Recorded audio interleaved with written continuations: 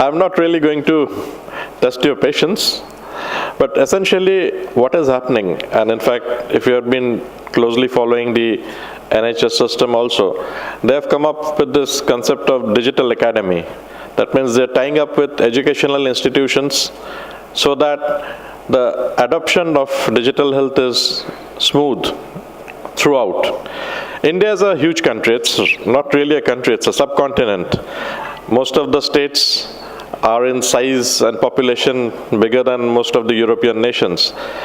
And we have so many different concepts, different cultures, different language, different ways of living, lifestyle, diet. So with all those things, we have got a huge disparity in various things. So initially, I'm going to talk about some of the e-health initiatives, which I think most of you are aware of, so I'll go through it quickly. Standards, I think you are all aware of it, and some of the things have been said, so I'll just go through that very fast. But this capacity building part, somehow or other, I have a feeling that this is the most neglected part.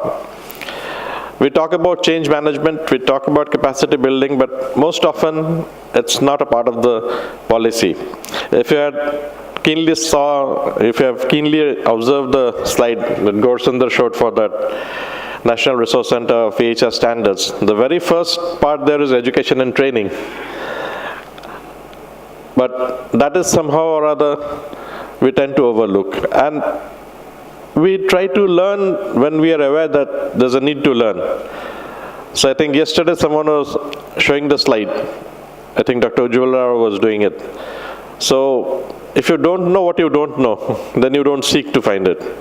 And that is the biggest problem. And that is where I believe capacity building actually gains a much bigger role. The National Digital Health Authority is going to be set up very soon, so I'll just touch upon that. And this document, I don't know how many of you are familiar, this is a pretty old document, more than 15 years old. And this is the first document on IT infrastructure in health that was published. And there, if you see, right at the top, it's standards. So standards is definitely the most important thing. If you look at the two other corners, a legal framework, and like NDHA, and Milind is there after me, so he would say more about that. And the third pillar you can see is education. But somehow or other, again, as I said, education is the neglected one.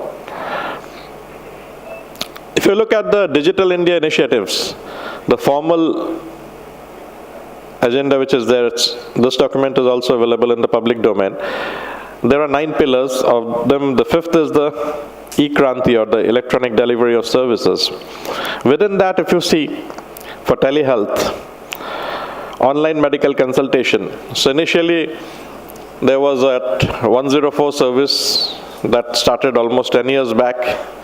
That was supposed to start in a PPP mode, the state governments with some private players, but hardly 8 states have been able to really use it.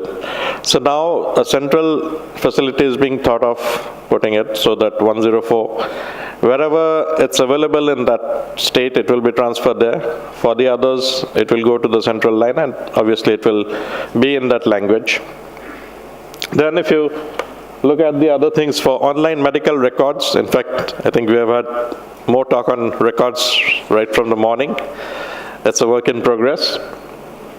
Online medicine supply, I think e-Aushadhi, many of you are familiar with, but as Gaurasundar rightly pointed out, I mean, the biggest problem we have that we don't have our own drug database for India. It's not in the ideal way for digital health. And the last one, which was Dr. Ganapathi's question yesterday, Health Information Exchange, that is being planned. We are late by more than 2 years. By 2015, it was supposed to have been ready. But now the process is almost completed. I think a bidder has been selected and will be shortly formally given the order. So maybe in another 5-6 months, we'll have a Health Information Exchange, which we are calling the IIHIP, Integrated Health Information Platform. That's a joint project by the Ministry of IT and Ministry of Health. They had decided to have such a platform where you can host the standards compliant modules. I'll come back into it.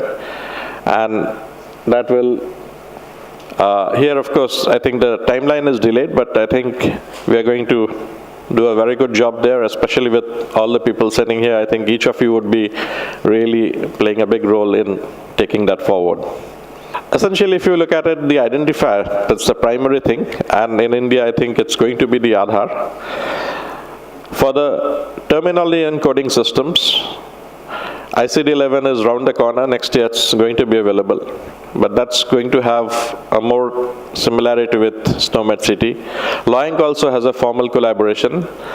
Just to look at the other thing, which carrying forward Dr. Karanveer said that the logical way that SNOMED City is structured, there can be a lot of data mining, artificial intelligence, knowledge generation. And the best example for that is Google has actually done a formal tie-up with SNOMED City. So Google is hopeful because Google has got the maximum number of papers, publications in scholarly journals in AI all over the world, much more than any university anywhere is doing. And they also found that this is the way to go. So SNOMED City has recently formally got a collaboration with Google, and I think it's going to be a very useful thing. It's natural language processing, artificial intelligence, medical diagnosis, decision support, evidence-based decision support, all the things coming together. I think Microsoft is also doing a big thing. So yes, that is the way to go. Information exchange, of course, Naresh is here. So HL7 for clinical administrative data, diagram for imaging, and SNOMED City, of course, for this terminology part. For the structure, as you see, XML is basically now become the default thing. But we need platforms. So IIHIP, that is going to help in that. It will host all the sorts of standards compliant systems.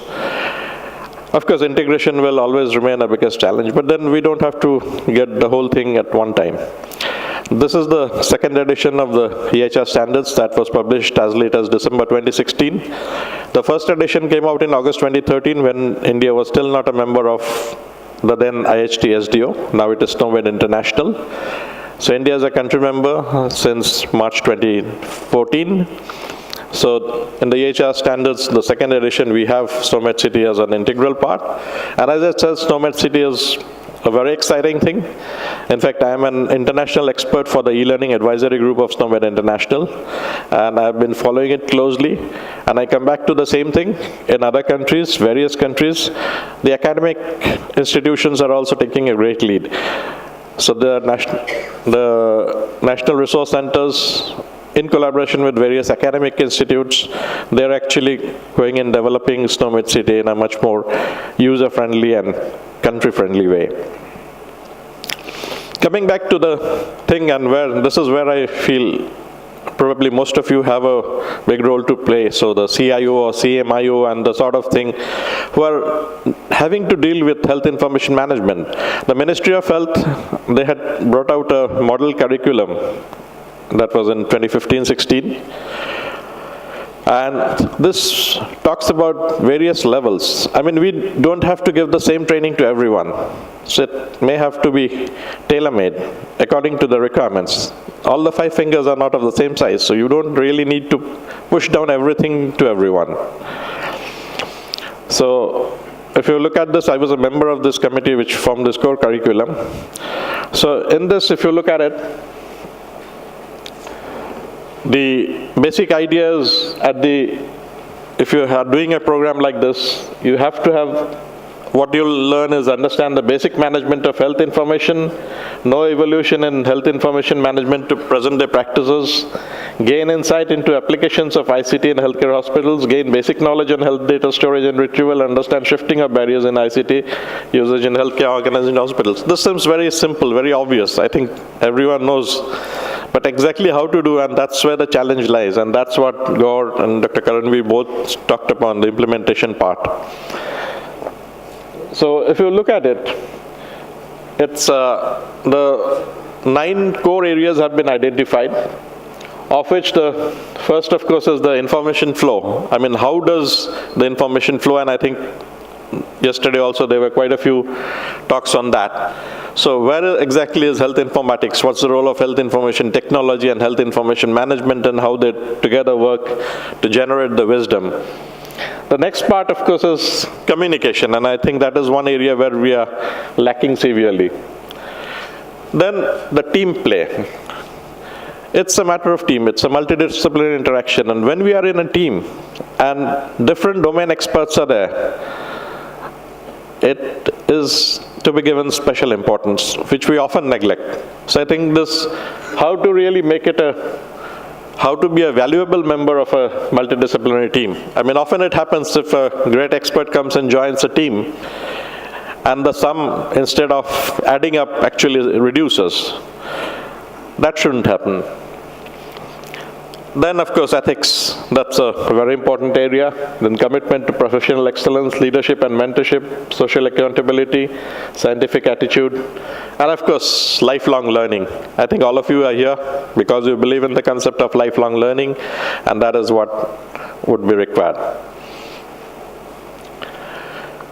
This National Digital Health Authority has now found a place in the National Health Policy, which was released this year only, early this year, in February. So the National Digital Authority is now part of the national policy that it will be set up to ensure a smooth digital health adoption throughout the country. It will develop the ecosystem set up to regulate, develop, and deploy digital health across the continuum of care. And everything comes here, whether it's mobile health, Internet of Things, and whatnot. This is a sort of overview of the proposed IHIP, which is going to be set up very shortly. As you can see, it will be linked to the Aadhaar database. There would be an health information exchange, and all the standards compliant modules would be hosted there.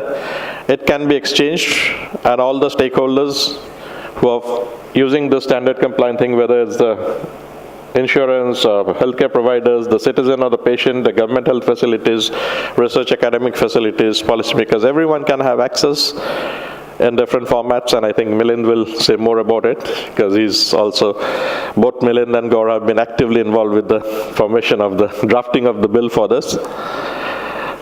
The only thing is, of course, I mean, standards, the good thing about it is there are so many of them. Of course, we need to choose what it is. So other than the EHS standards I talked of, we also have these M2M standards, the machine-to-machine standards, and that's going to play a very, very big role. We are having this IoT and smart cities, active assisted living, everywhere that would come into a big way. So harmonization of the standards, that's a very, very important thing, and that's something we really need to go into it. So at IIHMR Delhi, I mean, this is a society where we are one of the earliest. We have been doing courses on the self-management research, and I have joined very recently, and I would be very keen to take forward the work on standards. And I was talking with Gaurav Sundar yesterday, and I think we'll do collaboration, and not just us. I mean, I think many other educational institutes also would definitely do a good job in working together, making the standards easier to implement for all. Get new knowledge, because we often are known as downloaders rather than uploaders. We hardly generate new knowledge. I mean, that should not be. And I think this is a big role to play, and we are going to play. This is the EHR standards help desk in the National Health Portal. So those of you are familiar with it, nhp.gov.in, there's a EHR standards help desk where you can get all the EHR standards, the versions, standards at a glance, and the other relevant documents. And of course, the NRCES site is also there. So I think that brings to the end of my talk. Thank you.